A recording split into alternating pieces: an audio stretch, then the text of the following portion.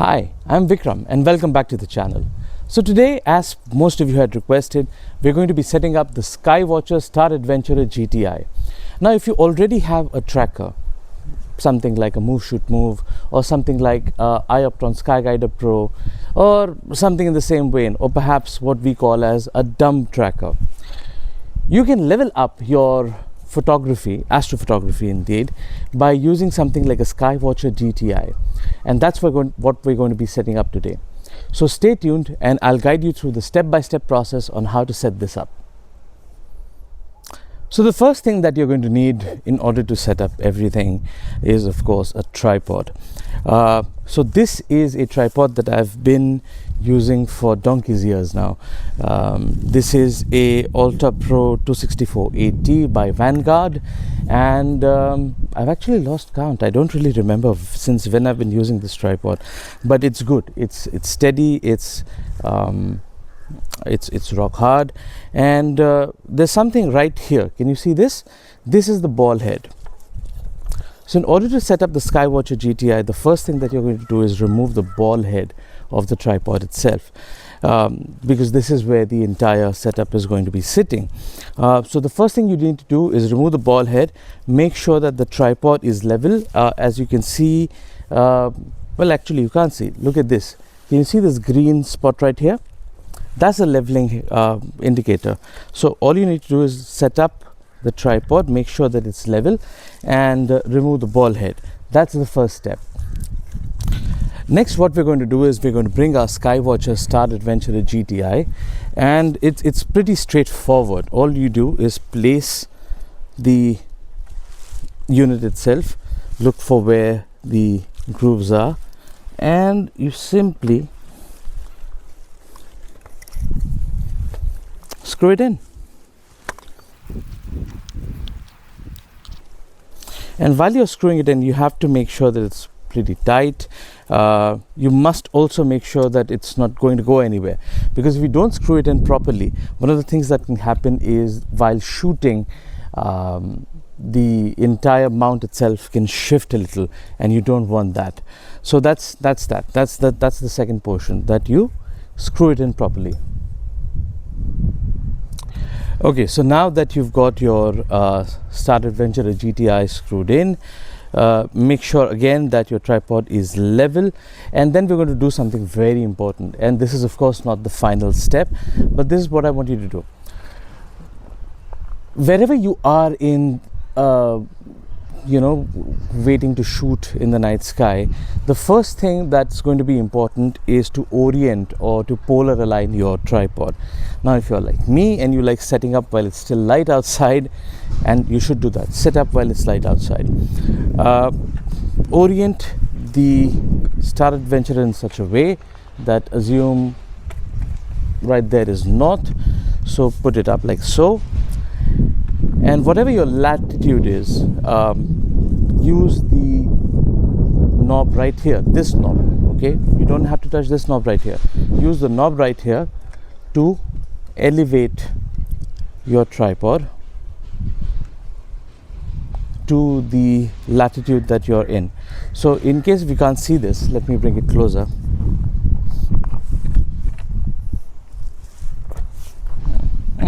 Okay, if you can see that there's already some markings right here. These markings basically indicate how much you can turn the altitude adjustment to reach your desired number.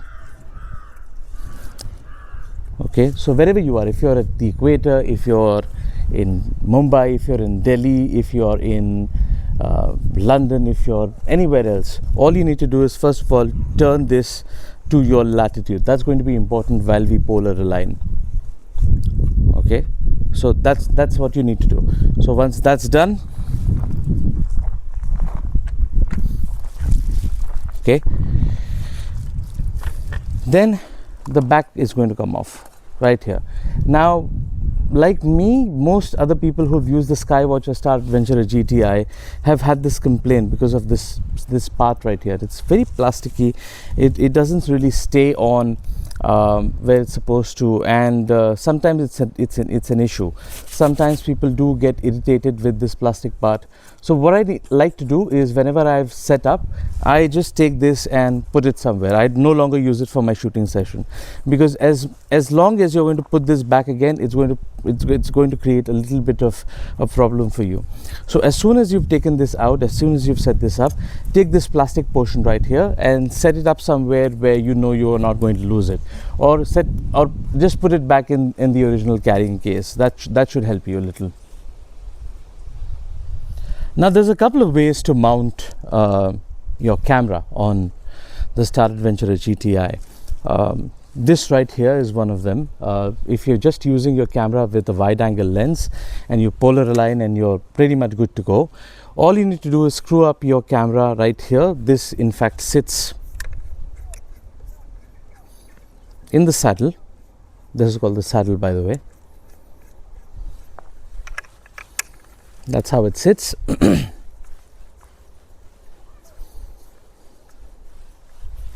And that's where your camera sits. So that's just one way. I'll be exploring other ways. In fact, there's one other way that you can do it. But this is a little pricey, just like how all astronomy equipment is. It comes with a space tax. I don't know what else to call it. It doesn't seem extremely expensive, but this small portion right here is going to set you back a little, more than what you expect actually. So if you're just using a wide angle lens, or if you're using a 35mm or 50mm, that's what you need to do. You need to get this portion right here. It's available on the Skywatcher website or anywhere that you can get Skywatcher products, and use this adapter right here, the green one. Okay, and let's go on to the other mounting method. Now for today's session, I'm going to be using a couple of things to mount here. So this is my trusty Nikon Z7 II camera, which I've had for some time, and on it is the lens that I use to shoot landscape. So this is a 14 to 24mm lens, but I'm not going to be using it to shoot deep sky because it's pretty impractical. So I'm going to be setting this aside. And this is what I'm going to use to mount. This is what is called as a dovetail. And you can see that there are grooves here and here. So I'm going to screw in my camera using the dovetail right here, and I'm going to mount this lens. So this is a fantastic lens for astrophotographers, and also if you like portrait a bit, in case if you're someone who loves to take portrait shots and stuff like that, you can use the Samyang 135mm to shoot the night sky. It's a beautiful lens, and maybe I'll do a separate review on the lens itself, but that's what I'm going to be using today. The Samyang 135 lens paired with the Nikon Z7 II. You do need a F to Z converter if you're going to be using this lens in fact, and I'll show you how that works out. But that's the setup that we're going to be using today. The Nikon Z7 II plus the Samyang 135mm f2 lens. Okay, so we've come back inside because it's really getting dark outside, and this is what I've just done for you. I've attached the I'll just come here. I've attached the camera to a dovetail right here. This dovetail is from V Orion Scientific. They're based out of Ahmedabad, and they make fantastic dovetails, by the way. I've got another one mounted on my AM5, which I think I'll show you a little later. But that's what you do. You mount the camera onto the dovetail right here, and then you unscrew the part of the saddle. I think I should show it to you in this way. Wonderful. So you mount a part of the saddle, you insert the camera with the dovetail, and it goes on beautifully, and there it sits. It's quite simple. Now comes the most important part. Perhaps I think this is the most important part. You must balance your entire setup, Because what's going to happen is, if you don't balance your setup, the gears which are here and here, they're really going to be crying for help later on. So Skywatcher includes a couple of counterweights like this and a counterweight bar in order to balance the tripod. The Skywatcher Star Adventurer Gti with the camera and the lens itself. Now the heavier the lens, you're going to need to use the heavier counterweight right here, but if it's a lighter lens, you can, I think, get away with a smaller counterweight, which is here. So I'll just show you in a bit how to go ahead and balance your entire setup using the provided counterweights and the counterweight bar. So in order to set up the counterweight system, all you need to do is first unscrew this portion right here. If you're at a higher latitude, oh, that's fallen down, I'll just pick that up in a bit. If you're at a higher latitude, you can screw the counterweight in here. Okay, but if you're not, if you're like me and if you're somewhere in India which is close to the equator, all you need to do is take this counterweight bar right here,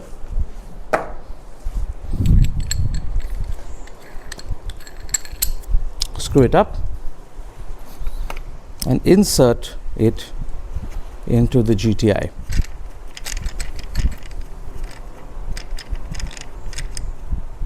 Okay, that's done. And then what you're going to do is remove this portion right here. This is called a toe saver, by the way, and I'll just get to why it's called toe saver in the first place. You remove the toe saver. Okay, it comes out. Don't lose this. Don't put it somewhere that you can't find it. You need this. It's very important. And I'll just get the counterweight.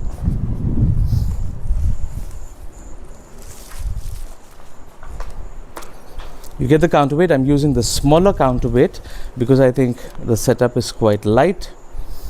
You screw it in, okay, and this is the reason why it's called a toe saver. If you have not secured this weight right here, it can fall off and well, smash your toes. So that's why it's called a toe saver. So you can put the toe saver back like so, okay. And now you must get ready to balance the tripod. Okay, so I said balance the tripod. That's not it. Balance the system. I know some of you are going to come at me in the comments maybe. So that's what you do. The first thing is you orient the saddle back into place, and then you loosen everything up right here. Okay, you loosen all the knobs. Okay, and then there's this knob right here as well. Okay, and this is what you do. Oh, that's out of balance. You see how that is just going below? That's not what we want. We want it to be in such a way that no matter which direction I orient it, okay, it should remain stable. So how do I do this? How do I balance this particular system right here? So first I'm going to be looking at this axis right here. So if I leave it here, there it goes, and it hits below. So that's not good. So what I'm going to do is I'm going to figure out where the weight needs to lie in order for the camera system to be secure. So right now what's happening is this. Okay, so it means it's top heavy. That means the camera is the portion which is heavier. So I'm going to use the counterweight and I'm going to slide it down below. It's still heavy.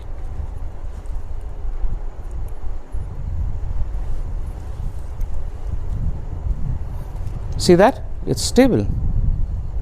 It's not going anywhere. Okay, and most people would just stop at this level, but that's not what you need to do. You need to go one step further. You see this portion right here? Unscrew it, point it in any direction and see if it's going to be stable. Oh, first try. That's actually pretty neat.